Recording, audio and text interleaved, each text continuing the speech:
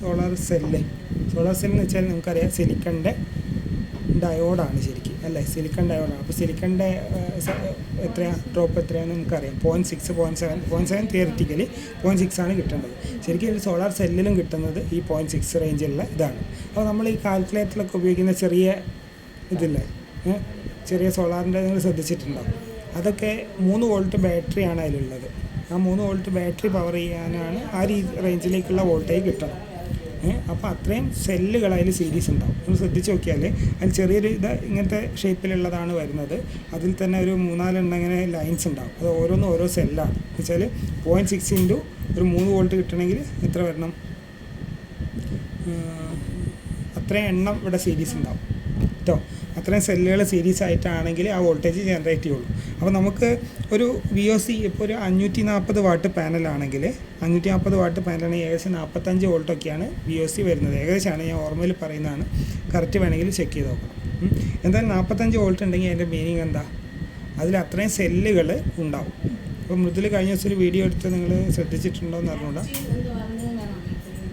ഒരു 45 വോൾട്ട് ഒരു സോളാർ പാനലിൽ ഉണ്ടെങ്കിൽ അതിൻ്റെ മീനിങ് എന്താ, അപ്പോൾ നമ്മൾ മനസ്സിലാക്കണം അത്രയും സെല്ല് അതിൽ സീരീസ് ഉണ്ടാവും. പിന്നെ നിങ്ങളൊരു കാര്യം ശ്രദ്ധിച്ചിട്ടുണ്ടാവും, ഒരു സോളാർ പാനൽ എന്ന് പറഞ്ഞാൽ ചെറിയ സെല്ലുകൾ വെച്ചിട്ടുണ്ടാവും. ഇപ്പോൾ വലിയ പാനലൊക്കെ ഏകദേശം ഈ സൈസിലുള്ള സെല്ലാണ് അതിൽ ഉപയോഗിക്കുന്നത്. അതെന്തുകൊണ്ടാണ്, അതിൻ്റെ കറണ്ട് പവർ കൂടുതലാണ്. പവർ കൂടുന്നത് ഏതൊക്കെ കണ്ടീഷനിലാണ്, ഔട്ട്പുട്ട് വോൾട്ടേജ് ഇപ്പോൾ കറണ്ട് 5 ആമ്പിയർ ഉള്ളെങ്കിലും വോൾട്ടേജ് കൂട്ടിയാലും വോൾട്ടേജിൻ്റെ കറണ്ട് പവർ കൂടി. അതല്ല 45 വോൾട്ടിൽ തന്നെ ഉള്ളത് ചിലപ്പോൾ 250 വാട്ടിൻ്റെ ഉണ്ടാവും, ചിലപ്പോൾ 540 വാട്ടിൻ്റെതും ഉണ്ടാവും അല്ലേ.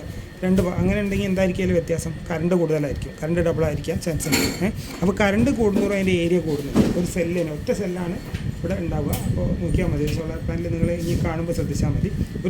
നമ്മൾ കൊമേഴ്ഷ്യൽ വീടുകളിലേക്കൊക്കെ ഉപയോഗിക്കുന്ന സാധാരണ സോളാർ പാനലിൽ ഏകദേശം ഈ ഒരു സൈസുള്ള ഒരു സെല്ലാണ് അതിലുണ്ടാവും. അപ്പോൾ അതിൻ്റെ ഏരിയ കൂടുമ്പോൾ നമ്മൾ എന്ത് മനസ്സിലാക്കണം, അതിന് നല്ല കറണ്ട്, ഏരിയ കൂടുന്നതോറും കറണ്ട് കൂടുകയാണ് ചെയ്യുന്നത്. അപ്പോൾ കറണ്ട് കൂടുതലാണ്. അപ്പോൾ ഈ ഒരു കാര്യം നിങ്ങൾ മനസ്സിലാക്കുക. അപ്പോൾ 45 വോൾട്ട് ആണെങ്കിൽ ഡിവൈഡ് ബൈ 0.6 അത്രയും സെല്ലുകൾ അതിൽ ഏകദേശം സീരീസ് ആയിട്ട് ഉണ്ടാവും. ആ ഒരു കാര്യം നിങ്ങൾ മനസ്സിലാക്കുക കേട്ടോ. ഒരു മാറ്റമില്ല, എത്ര ആണെങ്കിലും അത് തന്നെയായിരിക്കും. അത് സംശയം ഉണ്ടെങ്കിൽ ഇവിടെ പൊട്ടിയ പാനൽ അപ്പുറത്തുണ്ട്, അതിപ്പോൾ എവിടെ എടുത്ത് വെച്ചിട്ടോ, ചെറിയ പാനലും ഉണ്ട്, നിങ്ങളൊന്ന് എടുത്ത് ചെക്ക് ചെയ്തോ. പാനലും കൂടി ഉണ്ടെങ്കിൽ സെല്ലിന് 0.6 ആണ് എപ്പോഴും ഉണ്ടാവുക. അത് ചെറിയ വേരിയേഷൻ വരും. ഇപ്പോൾ ചിലപ്പോൾ പെർഫോമൻസ് കൂടുന്നതിനനുസരിച്ച് ചിലപ്പോൾ വോൾട്ടേജ് കുറവൊക്കെ വരുന്നുണ്ട്, 0.56 അങ്ങനെയൊക്കെ വരുന്നുണ്ട്. എന്നാലും അപ്രോക്സിമേറ്റ് 0.6 വെച്ചിട്ടാണ് നമ്മൾ കാണേണ്ടത്. അപ്പോൾ 45 വോൾട്ട് എന്ന് വെച്ചാൽ അതിന് അത്രയും സെല്ലുകൾ സീരീസ് ഉണ്ടെന്നുള്ള ഉറപ്പാക്കുക. അപ്പോൾ അതൊരു കാര്യം നിങ്ങൾ മനസ്സിലാവും, ഒരു ബേസിക് ഐഡിയ ആണ് പറയുന്നത്. അതുപോലെ തന്നെ നമുക്ക് ചെയ്യാനുള്ള എക്സ്പെരിമെൻറ്റിൽ നമുക്ക് ഒരു 3-4 സോളാർ പാനലുകൾ, ചെറിയ ചെറിയ പാനൽ വാങ്ങിക്കാൻ കിട്ടും. സോളാർ പാനൽ, സോളാർ സെല്ലെന്ന് പറയുന്നില്ല, അങ്ങനെ സോളാർ സെല്ലാണെങ്കിൽ 0.6 ആണ് ഉണ്ടാവുക. നമ്മൾ വാങ്ങിക്കുന്നതിന് ഏകദേശം 3 വോൾട്ടൊക്കെ ഉള്ള ചെറിയ സോളാർ പാനലാണ് ഓൺലൈൻ വാങ്ങിക്കാൻ കിട്ടുക. ഏകദേശം 3 വോൾട്ടൊക്കെ ഉള്ളതാണ്. ഇവിടെ ശ്രദ്ധിക്കണേ, ഒരു സെക്കൻഡ് ശ്രദ്ധിച്ചോ. അപ്പോൾ അത് വേണ്ട, അതിപ്പോൾ വേണ്ട. ഇപ്പോൾ എന്താണെന്ന് വെച്ചാൽ ഈ 3 വോൾട്ടുള്ള ഏകദേശം ഒരു 4 പാനലെങ്കിലും വെച്ചിട്ടാണ് നമ്മളിപ്പോൾ മാർക്കറ്റിലുള്ള സോളാർ സെൽ വരുന്നത്. അപ്പോൾ 3 എണ്ണം നമുക്ക് സീരീസ് ആയിട്ട് കണക്ട് ചെയ്യാനും പാരലലായിട്ട് പല കോമ്പിനേഷനിൽ ചെയ്യുന്നവർക്ക് ചെയ്ത് നോക്കണം. അപ്പോൾ 3 സോളാർ സെല്ല് 3 വോൾട്ടിൻ്റെ ആണെന്ന് വിചാരിക്കാം. 3 സോളാർ പാനലിൽ സീരീസ് കൊടുത്താൽ എന്തായിരിക്കും അവസ്ഥ, 12 വോൾട്ട്. 4 സീരീസ് കൊടുക്കുമ്പോൾ 3ൻ്റെ 4 12 വോൾട്ട് ഇവിടെ കിട്ടും അല്ലേ, 12 വോൾട്ട് കിട്ടും. അത് നമുക്കറിയാമല്ലോ അല്ലേ. ഇനി പാരലാണ് 2 സീരീസും 2 സീരീസ് തമ്മിൽ പാരലാണെങ്കിലോ 6 വോൾട്ട് കിട്ടും അല്ലേ. പക്ഷേ നേരത്തെ തന്നെ ഡബിൾ കറണ്ട് ആയിരിക്കും ഉണ്ടാവുക, കാരണം 2 സെറ്റ് പാനൽ പാരലാണ്, മനസ്സിലായല്ലോ. അപ്പോൾ സെല്ലുകൾ പാരലാക്കുന്തോറും കറണ്ട് കൂടും, സീരീസ് ആകുന്തോറും വോൾട്ടേജ് കൂടും. ആ കൺസെപ്റ്റ് നിങ്ങൾക്ക് ക്ലിയർ അല്ലേ, ക്ലിയർ അല്ല, അത് സംശയമൊന്നുമില്ലല്ലോ. അപ്പോൾ നമുക്ക് ഈ ചെയ്യേണ്ടതിൽ സോളാർ സെല്ലുകൾ ഇവിടെ ശ്രദ്ധിക്കണം. ഒറ്റ സെക്കൻഡ് ഇത് ശ്രദ്ധിച്ചോ, ഈ പോയിന്റ് ശ്രദ്ധിച്ചോ. 3-4 സെല്ല് നമ്മൾ ആ ട്രെയിനർ കിറ്റിൽ വേണം. അത് തമ്മിൽ സീരീസ് ആക്കാനും പറ്റണം, പാരലലാക്കാനും പറ്റണം. അങ്ങനെയാണെങ്കിൽ അതിൻ്റെ എല്ലാത്തിൻ്റെ ഔട്ട് പുറത്തേക്ക് വന്നിട്ടുണ്ടാവണം, ഓരോ ടെർമിനലായിട്ട് വന്നിട്ടുണ്ടാവണം. അപ്പോൾ നമുക്ക് ജമ്പർ വയർ വെച്ചിട്ട് സീരീസും പാരലലും ഒക്കെ ആക്കാനുള്ള ഓപ്ഷൻ അതിലുണ്ടാവണം. ഒന്ന് അപ്പോൾ നമുക്ക് VOC എങ്ങനെ സീരീസ് കോമ്പിനേഷൻ ആണെങ്കിലും ലൈറ്റ് എക്സ്പോസ് ചെയ്യുന്ന സമയത്ത് ഓപ്പൺ സർക്യൂട്ട് വോൾട്ടേജ് എത്ര അത് നമുക്കതിൽ കണ്ടുകിട്ടും. ഇനി നമ്മൾ ഡയറക്റ്റ് ഷോർട്ട് ചെയ്ത് കഴിഞ്ഞാൽ ഷോർട്ട് സർക്യൂട്ട് കറണ്ടും നമുക്ക് കിട്ടും. അപ്പോൾ നമുക്ക് ഇതിൽ അതിൻ്റെ ഇടയ്ക്കുള്ള മാക്സിമം പവർ പോയിൻ്റ് എന്ന് പറയും. ഇപ്പോൾ VOCൻ്റെ കേസിൽ എന്താ പറ്റുന്നത്, ലോഡ് കറണ്ട് 0 ആണ്. അതുകൊണ്ട് തന്നെ വോൾട്ടേജ് കൂടുതലാണെങ്കിലും കറണ്ട് 0 ആണെങ്കിൽ ഔട്ട്പുട്ട് പവർ 0 ആണ്. അത് ക്ലിയർ അല്ലേ? ഈ ഷോർട്ട് സർക്യൂട്ട് കറണ്ട് അതിൻ്റെ നേരെ ഓപ്പോസിറ്റാണ്, ISC. ഷോർട്ട് സർക്യൂട്ട് ചെയ്യുന്ന കേസിൽ കറണ്ട് മാക്സിമത്തിലാണ്, പക്ഷേ വോൾട്ടേജ് ഷോർട്ടാക്കുമ്പോൾ എന്ത് പറ്റും? 0 ആവും. ആ കേസിലും വോൾട്ടേജ് ഉണ്ട്, കറണ്ട് പവർ 0 ആണ്. ഈ രണ്ട് കണ്ടീഷനും, ഈ ഓപ്പൺ സർക്യൂട്ട് ആക്കി ഇടുമ്പോഴും ഷോർട്ട് ചെയ്തിടുമ്പോഴും രണ്ട് കേസിലും പവർ 0 ആണ്. ഇനി നമുക്ക് ഇതിൻ്റെ ഇടയ്ക്കുള്ള കണ്ടീഷൻസാണ് വേരി ചെയ്ത് നോക്കേണ്ടത്. ലോഡ് റെസിസ്റ്റൻസ് വേരി ചെയ്ത് നോക്കാം. എന്താണ് maximum power point? MPP power point എന്ന് വെച്ച് കഴിഞ്ഞാൽ മാക്സിമം പവർ പോയിൻ്റ് MPPT എന്നുള്ളൊരു പ്രൊഡക്റ്റ് ഉണ്ട്, മാക്സിമം പവർ പോയിൻ്റ് ട്രാക്കിംഗ് എന്നാണ് പറയുക. മാക്സിമം പവർ പോയിൻ്റ് കണ്ടുപിടിക്കേണ്ടത് ഈ ഒരു എക്സ്പെരിമെൻറ്റിൻ്റെ ഒരു പാർട്ടാണ്. മാക്സിമം പവർ പോയിൻ്റ് എന്ന് വെച്ചാൽ എന്താണ്? നമ്മൾ ഒരു ഇൻഫിനിറ്റിയാണ് ലോഡ് എന്ന് വെച്ചാൽ ഇൻഫിനിറ്റി റെസിസ്റ്റൻസ് ആണ്. ഓപ്പൺ ആക്കിയിട്ടാൽ മെല്ലെ അതിലൊരു ലോഡ് കണക്ട് ചെയ്ത് ലോഡ് കുറച്ച് കൊണ്ടുവരും, ഓൾമോസ്റ്റ് 0 വരെ ആക്കും. 0 എന്ന് പറഞ്ഞാൽ ഡയറക്റ്റ് ഷോർട്ട് ചെയ്താൽ മതി. അപ്പോൾ ആ റോട്ടറി സ്വിച്ചിൽ ഒരറ്റത്ത് 0 ആയിരിക്കണം, ഒരറ്റത്ത് ഷോർട്ട് ആയിരിക്കണം.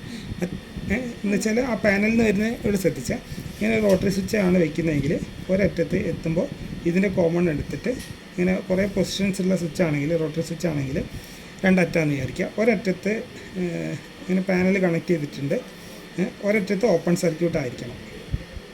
അപ്പോൾ ഈ റോട്ടറി സ്വിച്ച് ഇങ്ങോട്ട് ഇടുമ്പോൾ ഇവിടെ കണക്ട് ചെയ്യാണ്ടിരുന്ന് കഴിഞ്ഞാൽ ഓപ്പൺ സർക്യൂട്ടാണ് ഇവിടെ, അല്ല ഇവിടെ നോ കണക്ഷൻ ആക്കിയിട്ട് കഴിഞ്ഞാൽ ഓപ്പൺ സർക്യൂട്ടാണ്.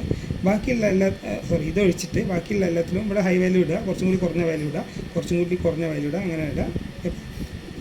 ഈ അറ്റം ഇങ്ങനെ ഷോർട്ട് ചെയ്തിട്ടാൽ ഇതിവിടെ ഇങ്ങോട്ട് നീക്കുമ്പോൾ എന്ത് പറ്റും? ഇത് ഡയറക്റ്റ് ഷോർട്ടാണ് അല്ലേ? ഈ അറ്റം ഷോർട്ടാണ്, ഇപ്പോഴത്തെ അറ്റം ഷോർട്ടാണ്. അപ്പോൾ ഷോർട്ട് സർക്യൂട്ട് ഇവിടെ കിട്ടി, ഓപ്പൺ സർക്യൂട്ട് ഈ ലാസ്റ്റിൽ കിട്ടി. അതിൻ്റെ ഇടയ്ക്ക് റെസിസ്റ്റൻസ് വേരി ചെയ്യുന്ന രീതിയിലേക്ക് ഒരു 12 പൊസിഷനുള്ള റോട്ടറി സ്വിച്ചാണ് നമുക്ക് നോർമലി കിട്ടുക. 12ൽ ഒരു ഓപ്പൺ സർക്യൂട്ട് പോയി, ബാക്കി ഒരു ഷോർട്ട് സർക്യൂട്ട് പോയി, 2 പൊസിഷൻ പോയി, ബാക്കി 10 റെസിസ്റ്റൻസ് ഈക്വലായിട്ട് വരുന്ന രീതിയിൽ അതിൻ്റെ വാല്യൂസ് വരുന്ന രീതിയിലേക്ക് സെറ്റ് ചെയ്യാം. അതിൻ്റെ വാട്ടേജ് നമുക്ക് നോക്കാം എത്ര വേണമെന്നുള്ളത്, അങ്ങനെ സെലക്ട് ചെയ്തിട്ടാണ്. അപ്പോൾ പല ഡിഫറെൻറ്റ് ലോഡിൽ പല ഡിഫറെൻ്റ് ആയിട്ടുള്ള കറണ്ടാണ് അതിലേക്ക് ഉണ്ടാവുക അല്ലേ? V/R എന്നുള്ള ഇക്വേഷൻ പ്രകാരം കറണ്ട് കിട്ടും. അപ്പോൾ നമുക്ക് ഔട്ട്പുട്ടിലൊരു വോൾട്ടേജും കിട്ടും ഈ ലോഡിൻ്റെ അക്രോസ്. സിമ്പിളായിട്ട് പറയുകയാണെങ്കിൽ ഇവിടെ ലോഡ് കണക്ട് ചെയ്യുമ്പോൾ ഇതിൻ്റെ അക്രോസ് ഒരു വോൾട്ടേജും കിട്ടും, ഇതിലൂടെ ഒരു കറണ്ടും കിട്ടും. കറണ്ട് നമുക്ക് മെഷർ ചെയ്യണം, ഇതിൻ്റെ അക്രോസുള്ള ലോഡിൻ്റെ അക്രോസുള്ള വോൾട്ടേജ്. ഇതിൽ ഓരോന്നും കറണ്ടിൻ്റെ വോൾട്ടേജ് മൾട്ടിപ്ലൈ ചെയ്ത് കഴിഞ്ഞാൽ ഏതെങ്കിലും ഒരു പ്രത്യേക ലോഡ് എത്തുമ്പോഴാണ് മാക്സിമം പവർ നമുക്ക് ഗ്രാഫിൽ റിസൾട്ട് കിട്ടുക. ഓക്കെ, ഞാൻ പറഞ്ഞാൽ മനസ്സിലാവും. ഒന്ന് വോൾട്ടേജ് മാക്സിമം ആണ്, കറണ്ട് 0 ആണ്. ഇത് കറണ്ടാണെന്ന് വിചാരിക്കാം, കറണ്ട് 0 ആണ്. പിന്നെ ഇവിടെ എത്തുമ്പോൾ കറണ്ട് ഷോർട്ട് സർക്യൂട്ടിൽ ISCയിൽ കറണ്ട് ഇതാണ്, വോൾട്ടേജ് 0 ആണ്. അപ്പോൾ ഒരു ഗ്രാഫ്, എന്തെങ്കിലും ഒരു ഗ്രാഫ് കിട്ടും.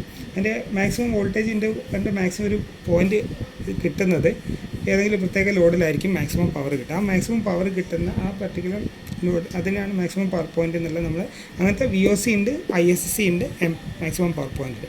ഇത് മൂന്നും എന്തായാലും അതിൽ ഡയറക്റ്റ് കണ്ടുപിടിക്കുക. പിന്നെ ഫിൽ ഫാക്ടർ, അങ്ങനെ കുറേ പാരാമീറ്റേഴ്സ് നമുക്ക് അതിൽ ചെയ്യാൻ പറ്റും. അതിന് ഞാൻ വേറെ ഡോക്യുമെൻറ്റും കൂടി ഷെയർ ചെയ്തിട്ടുണ്ട്, നമ്മൾ നേരത്തെ ചെയ്തത്. മിനിമം ഇത്രയും സാധാരണ ഇപ്പോൾ മാർക്കറ്റിൽ വരുന്നതിൽ ഇത്രയും കാര്യമാണ് കാണുന്നത്. ഒന്ന് VOC, ഒന്ന് ഷോർട്ട് സർക്യൂട്ട് കറണ്ട്, പിന്നെ ലോഡ് വേരി ചെയ്തിട്ടുള്ള കാര്യങ്ങൾ. ഇത്രയും കാര്യങ്ങളാണ് നമുക്കതിൽ പ്രാക്ടിക്കലി ചെയ്യാൻ പറ്റേണ്ടത്. പിന്നെ ഇതേ സോളാർ സെല്ലിൽ തന്നെ പല കളറുള്ള ഫിൽറ്റർ വെച്ചിട്ട്, ജലാറ്റിനോ എന്തെങ്കിലുമൊക്കെ ഫിൽറ്റർ ആ ലൈറ്റിൻ്റെ ഇടയ്ക്ക് വെച്ച് കൊടുത്താൽ ആ വേലത്തിനനുസരിച്ചുള്ള അതിൻ്റെ റെസ്പോൺസും കൂടി നമുക്ക് അതിൽ പഠിക്കാൻ പറ്റും. ഇത്രയും കാര്യങ്ങൾ അതിൽ പുറത്ത് ചെയ്യേണ്ട കാര്യമുള്ളൂ. സോളാർ സെല്ലിൻ്റെ മുകളിലേക്ക് പല ഫിൽറ്റർ വെക്കേണ്ട കാര്യമുള്ളൂ. ഇത്രയും കാര്യങ്ങളാണ് നമുക്ക് ഇതിലേക്ക് വരേണ്ടത്. ഇത് റഫായിട്ടുള്ള ഐഡിയ. ഓക്കെ അല്ലേ? ഇനി നമുക്ക് ഇതിൽ വോൾട്ടേജ് 12 വോൾട്ടാണെന്ന് പറഞ്ഞു. 3 വോൾട്ട് സെല്ലാണെങ്കിൽ 12 വോൾട്ടാണെങ്കിൽ നമുക്ക് ഡയറക്റ്റ് അത് ഡിവൈഡ് ചെയ്തിട്ടാണ് മൈക്രോ കൺട്രോളർ വഴി അല്ലെങ്കിൽ ഡിസ്പ്ലേയിലേക്ക് കൊടുക്കേണ്ടത്. കാരണം 7107 എന്ന് പറഞ്ഞ ഡിസ്പ്ലേ IC ആണെങ്കിൽ അതിൽ 200 മില്ലി വോൾട്ടാണ് മാക്സിമം നമുക്ക് ഇൻപുട്ട് കൊടുക്കാൻ പറ്റുക. ഇത് സ്റ്റാൻഡേർഡാണ്. 7107 ആണെങ്കിൽ 200 മില്ലി വോൾട്ടാണ് മാക്സിമം കൊടുക്കാൻ പറ്റുക. അത് ശ്രദ്ധിക്കണം. 200 മില്ലി വോൾട്ട് ആണെങ്കിൽ 12 വോൾട്ടിന് 200 മില്ലി വോൾട്ട് ആക്കണമെങ്കിൽ എന്ത് ചെയ്യേണ്ടി വരും? നമുക്ക് കിട്ടുന്നത് 12 വോൾട്ടാണ്, നമുക്ക് കാണിക്കേണ്ട 12 ഡിസ്പ്ലേയും വരണം. പക്ഷെ നമുക്കിവിടെ 200 മില്ലി വോൾട്ടിൽ 12 ഡിസ്പ്ലേ 120 12 മില്ലി വോൾട്ട് അല്ല 200 മില്ലി വോൾട്ട് ആ ഡിസ്പ്ലേൻ്റെ മാക്സിമമാണ്. അപ്പോൾ നമ്മൾ 120 മില്ലി വോൾട്ട് അതിലേക്ക് കൊടുത്തു കഴിഞ്ഞാൽ 12.0 എന്ന് വേണമെങ്കിൽ നമുക്ക് ഡോട്ട് പോയിൻ്റ് ഇവിടെ സെലക്ട് ചെയ്ത് കഴിഞ്ഞാൽ 12.0 എന്ന് കാണിക്കാം. അപ്പോൾ നമുക്ക് 120 വോൾട്ട് അവിടെ 120 മില്ലി വോൾട്ട് കിട്ടണം 12 വോൾട്ടിന്. അപ്പോൾ അത്രയും എത്രയിലായിട്ട് ഡിവൈഡ് ചെയ്യണം? 12 എന്താണെന്ന് വെച്ചാൽ 1200 മില്ലി വോൾട്ട് അല്ലേ? അതുകൊണ്ട് 100 ആക്കി ഡിവൈഡ് ചെയ്യണം. അപ്പോൾ ഇത് 1K 99K ആണെങ്കിൽ നമുക്ക് ഡിവൈഡർ ഇങ്ങനെ സെറ്റ് ചെയ്തിട്ടുണ്ടെങ്കിൽ ഏകദേശം 12 വോൾട്ട് കൊടുക്കുമ്പോൾ 120 മില്ലി വോൾട്ട് കിട്ടും. അപ്പോൾ നമുക്ക് ഡയറക്റ്റ് ഈ കിട്ടുന്ന ഇതിൻ്റെ അക്രോസ് നേരെ ഒരു വോൾട്ട് മീറ്റർ കൊടുത്താൽ 7107 എന്നുള്ള IC വെച്ചിട്ടുള്ള ഒരു വോൾട്ട് മീറ്ററിലേക്ക് ഡയറക്റ്റ് കാണിച്ചാൽ തന്നെ നമുക്ക് 12 ആ ഡിസ്പ്ലേ വോൾട്ടേജിൽ ഡയറക്റ്റ് റീഡിങ് കിട്ടും. ഇത് മനസ്സിലായിട്ടുണ്ടോ?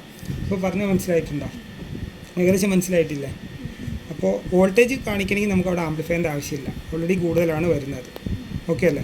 ഇനി നമുക്ക് കറണ്ടാണ് ഇതിൽ രണ്ടാമത്തെ പാരാമീറ്റർ മെഷർ ചെയ്യേണ്ടത്. അതിപ്പോൾ ശ്രദ്ധിക്കേണ്ട പാനൽ സൈസ് തീരെ ചെറുതാണ്, അതുകൊണ്ട് തന്നെ അതിൻ്റെ കറണ്ട് മില്ലി ആംപിയർ റേഞ്ചിലായിരിക്കും. അപ്പോൾ ഇത്രയും മിക്കവാറും ഒരു മാക്സിമം പോയൊരു 300 മില്ലി ആംപിയർ എന്നുള്ള രീതിയിൽ കണ്ടാൽ മതി ഒരു സെല്ല്. ശ്രദ്ധിച്ചാൽ മതി. മാക്സിമം 300 മില്ലി ആംപിയർ ആണെങ്കിൽ ചിലപ്പോൾ നമുക്ക് അതിൻ്റെ റെസിസ്റ്റൻസ് മാറ്റേണ്ടി വരും. എന്തായാലും ഒരു വോൾട്ടേജ് സോഴ്സാണ് ബി. നമ്മളൊരു ലോഡ് റെസിസ്റ്റൻസ് ഉണ്ട്, അതിലൂടെയുള്ള കറണ്ടാണ് നമുക്ക് ഡിസ്പ്ലേ ചെയ്യേണ്ടത്. അപ്പോൾ നമ്മൾ അതിന് സീരീസ് ആയിട്ട് ഒരു അമ്മീറ്റർ കണക്ട് ചെയ്യണം. അമ്മീറ്റർ കണക്ട് ചെയ്യണം. പക്ഷേ ഇതിൽ നമ്മൾ ഡിജിറ്റലി നമുക്ക് ഇതിലൂടെ പോകുന്ന കറണ്ട് മെഷർ ചെയ്യണമെങ്കിൽ എന്താണ് അതിൻ്റെ മെത്തേഡ്? ഇതാണ് ഒരു പാത്ത്. ഇതിലൂടെ ഒരു കറണ്ട് ഫ്ലോ വരുന്നുണ്ട് അല്ലേ? ഒരു വോൾട്ടേജ് സോഴ്സ് ഉണ്ട്, ഒരു ലോഡ് റെസിസ്റ്റൻസ് ഉണ്ട്, ഇതിലൂടെ ഒരു കറണ്ട് ഫ്ലോ വരുന്നുണ്ട്. കറണ്ട് ഫ്ലോ വരുന്നുണ്ടെങ്കിൽ ഇതിലൂടെയുള്ള കറണ്ട് ഫ്ലോ നമുക്ക് മെഷർ ചെയ്യാനുള്ള മെത്തേഡ് എന്താ? ഒരു ലോ വാല്യൂ, ഈ ലോഡിനെ എഫക്റ്റ് ചെയ്യാത്ത രീതിയിലുള്ള ഒരു low value resistance series connect ചെയ്താൽ മതി. സാധാരണ ഏറ്റവും കൂടുതൽ ഇങ്ങനെയാണ് കറണ്ട് മെഷർ ചെയ്യുന്നത്. പക്ഷേ ഹൈ പവർ ആപ്ലിക്കേഷൻ ഇങ്ങനെ ഉപയോഗിക്കാറില്ല. അപ്പോൾ ഇതിലൊരു ലോ വാല്യൂ എക്സാമ്പിൾ ഒരു 0.1 ഓം റെസിസ്റ്റൻസ് ആണെങ്കിൽ ഒരു 100 മില്ലി ആംപിയർ ആണ് ഇതിലൂടെ പോകുന്നതെങ്കിൽ 100 ഇൻറ്റു 0.1 ആംപിയർ ആണ് 100 മില്ലി ആംപിയർ ഇൻറ്റു 0.1. അപ്പോൾ 0.01 ആണോ 001 ആണോ? 001 ആണെന്ന് തോന്നുന്നു അല്ലേ? ആണോ? ഒന്ന് ചെക്ക് ചെയ്ത് നോക്കുക. Just 0.1 into 0.1.